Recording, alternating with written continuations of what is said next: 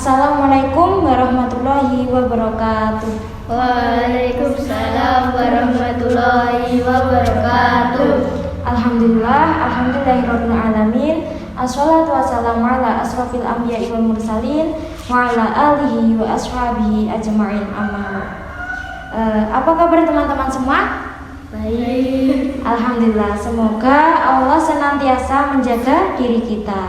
Teman-teman yang dirahmati oleh Allah Subhanahu wa taala, pada hari ini kita akan membahas tentang sesuatu yang tidak akan pernah ada habisnya, yaitu ya Allah, aku mau pacaran. Itu judul kita pada hari ini.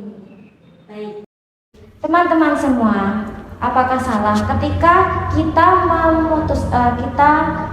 ketika teman-teman memutuskan untuk memiliki seorang kekasih yang tentu saja bukan dalam ikatan suci pernikahan, bukan dalam ikatan suci yang halal, tapi dua orang, laki-laki dan perempuan, yang kemudian memutuskan untuk menjalin hubungan lebih dekat dengan mengatasnamakan pacaran.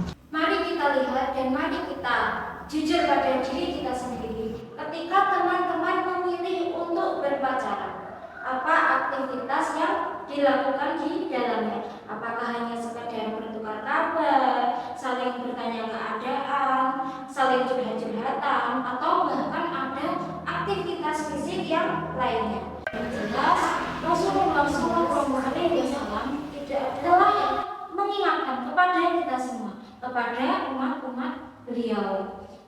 Ketika ada dua orang, laki-laki dan perempuan, maka yang ketiganya adalah setan. Apa tugas setan, teman-teman semua? Yuwaswisu fi sudurin nas minal jinnati wan nas. Dia akan senantiasa membuat kita membisik-bisikkan kejahatan-kejahatan untuk kita bisa melakukan apapun sesuai dengan keinginan dari setan ini. Perihal mengenai pacaran, teman-teman sekalian, Allah Subhanahu wa taala telah berfirman dalam Quran surat Al-Isra ayat 32 yang bunyinya wala taqrabuz zina innahu kana fahisatan wa sa'a sabila, yang artinya jangan mendekati zina, karena zina adalah sebuah perbuatan yang keji dan sebuah jalan yang buruk. Ini adalah firman Allah Subhanahu wa taala yang bisa kita jabarkan pada pertemuan kali ini. Allah Subhanahu wa taala telah mengingatkan kepada kita, jangan mendekati zina. Ada yang tahu makna mendekati zina?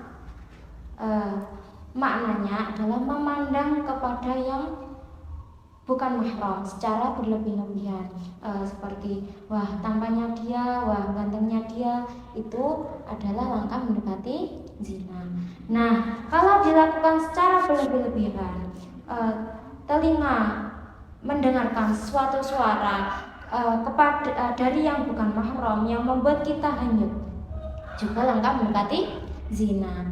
Nah, kemudian lisan yang kemudian diucapkan kepada yang bukan mahram seperti I love you, I miss you, itu dan lain sebagainya adalah langkah mendekati zina. Kemudian tangan yang menyentuh kepada yang bukan mahram, atau bahkan ada aktivitas fisik yang jauh lebih daripada itu juga langkah mendekati zina. Termasuk kaki yang melangkahkan kepada yang Allah katakan itu bukan mahram bagimu, juga langkah mendekati zina. Dan ujung dari zina dari perbuatan zina adalah zina pada kemaluan, dan itu adalah zina yang sesungguhnya.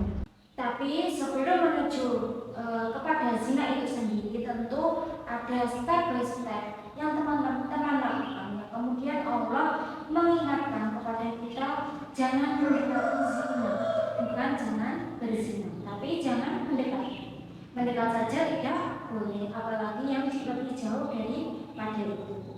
Nah, untuk teman-teman semua mengenai pacaran itu sendiri, kalau kita paham dan kalau kita jujur pada diri kita sendiri, kita paham apa aktivitas yang dilakukan di dalamnya. Mungkin awalnya hanya curhat-curhatan, mungkin awalnya hanya lihat-lihatan, tapi setelah itu lihat bagaimana cara setan yang tiada henti-hentinya untuk membuat kita untuk melanjutkan hingga terjadinya zina yang sesungguhnya. Tidak ada yang bisa menjamin keadaan keimanan seseorang, teman-teman sekalian. Kita sama-sama berlindung kepada Allah agar terhindar dari perbuatan mendekati zina.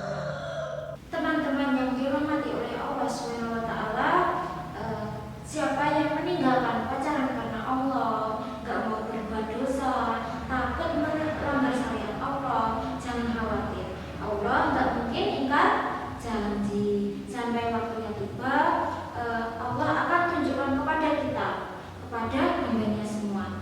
Inilah janjiku wahai hambaku, kamu sudah sampai pada proses. Sekarang nikmatilah balasan di sisiku, di sisi Allah. Tiba-tiba menikah dengan orang yang jauh lebih baik daripada yang sudah dia tinggalkan.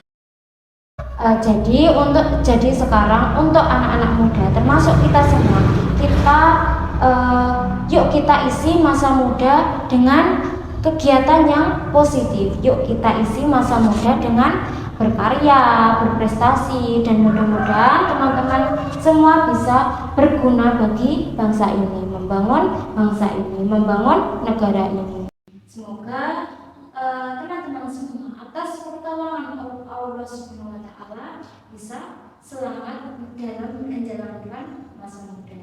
Masa muda ini kita isi dengan berkarya, berprestasi, menimba ilmu yang sebanyak-banyaknya, menebar manfaat yang sebanyak-banyaknya. Insya Allah dengan teman-teman menjadi orang yang sungguh-sungguh, menjadi orang yang jauh lebih baik dari sebelumnya.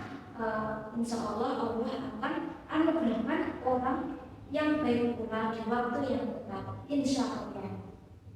Akhirnya dari saya, apabila ada salah kata, salah perbuatan, mohon maaf yang sebesar-besarnya. Akhiran, billahi taufiq wal hidayah, waridho wal inayah. Wassalamualaikum warahmatullahi wabarakatuh.